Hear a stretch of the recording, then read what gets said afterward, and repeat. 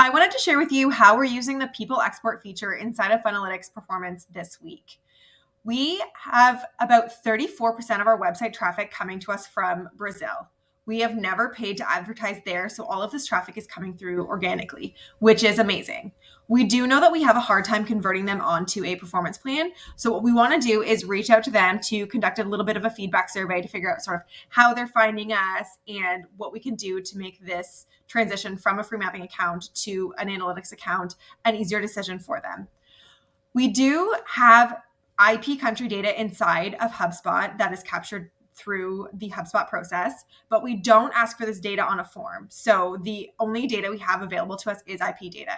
The reason why we've chosen to use the Funnelytics performance feature is we want to layer on like other things beyond the IP data, which is if they've logged into their Funnelytics account.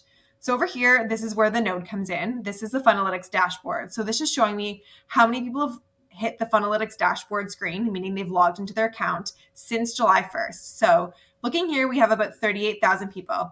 I'm going to caveat that by saying just because it's showing 38,000 people does not mean 38,000 email addresses.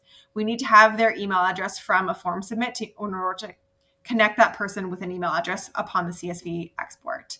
So this is also total people. So what we're going to do is kind of go over here, click on the country filter, apply a Brazil filter, and that's now going to change this 38,000 people to show us how many people from Brazil have logged into their Funnelytics account since July 1st. Looks like it's about 12,000 people. I've done a little bit of pre-research from exporting a previous file, and I know that about just under 10% of the people in my previous file had an email address attached to them. So that's what I'm kind of estimating I'm going to get here on this export. My next steps are going to be to go over to the People tab, hit the CSV export button, and it's going to give me a file which has already been downloaded to my computer, which is amazing. Next steps, I'm going to filter out those with email addresses, upload those to a list in HubSpot, and use that to target people with a feedback survey. So stay tuned. I'd love to share the results of our feedback survey once it's complete with you, so you can kind of see what questions we asked, what we learned, and what next steps we took based on that data.